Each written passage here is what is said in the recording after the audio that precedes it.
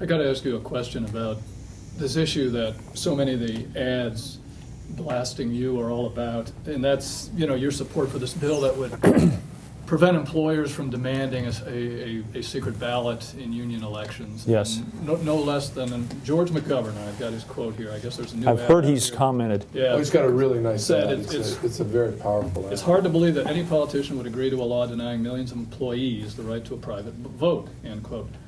So why is the card check bill a good bill for Coloradans?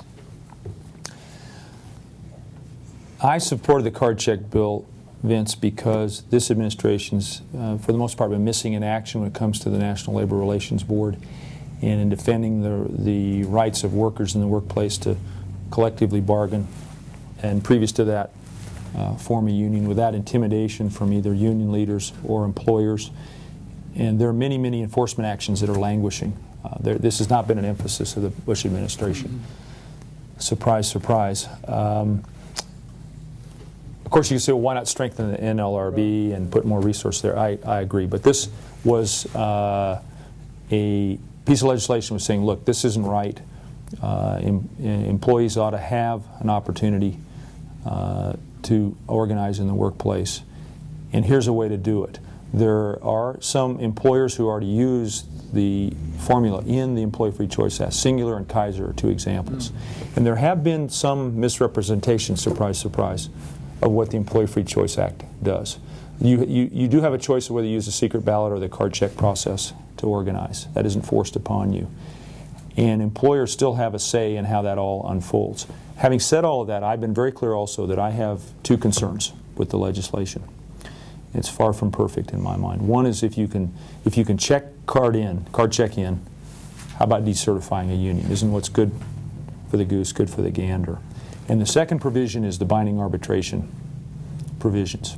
I think there has to be another way involving mediation, a more open-ended process, because binding arbitration has a limited time frame, and then, of course, one individual or a panel of three individuals, depending on how that arbitration is structured, then makes a decision. And that can create power differentials depending on the dynamics. You all, John, again, I look to you with some expertise in negotiating with unions, and I'm comfortable. I'm not comfortable. What's that? Lack of. So what I've said is, look, as the new Congress convenes, we'll look at the new administration. We'll look at how those in the workplace are being treated. We'll look at what the NRLB is doing, and we start anew.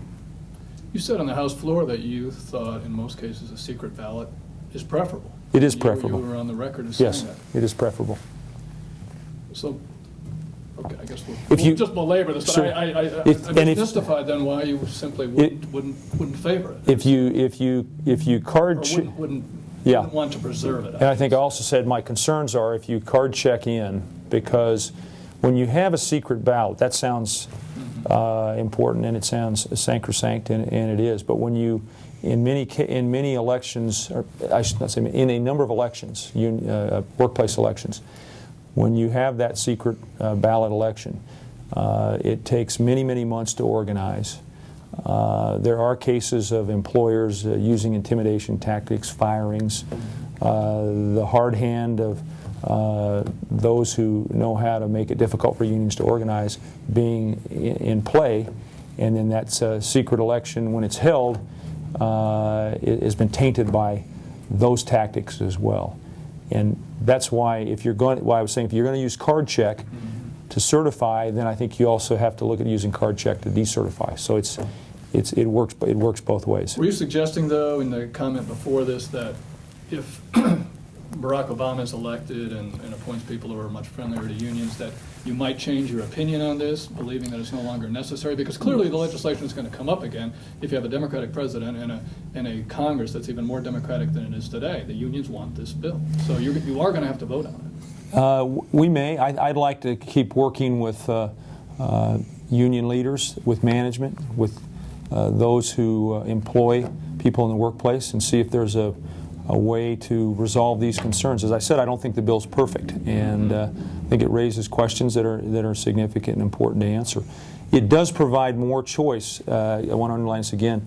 The employees get to decide whether in the way the bill is structured, whether they want a card check process or they want a secret ballot process.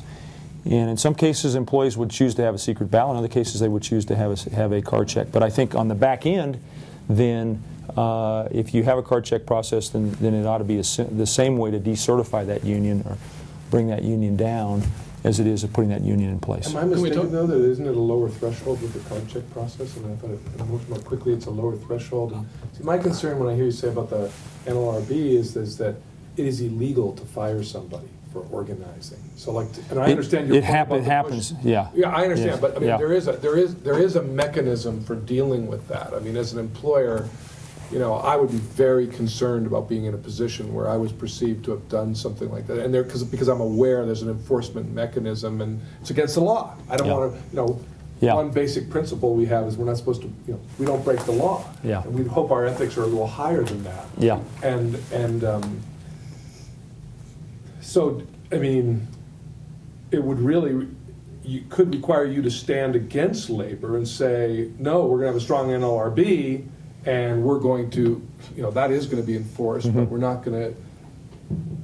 New Congress starts, you start anew, Yeah. you take a look at what the situation is. I've said to those labor leaders, look, this is far from perfect. And I haven't had this discussion beyond that. And so my approach to serving the Senate will be, I'm a senator, I represent a state of 4.5 million people.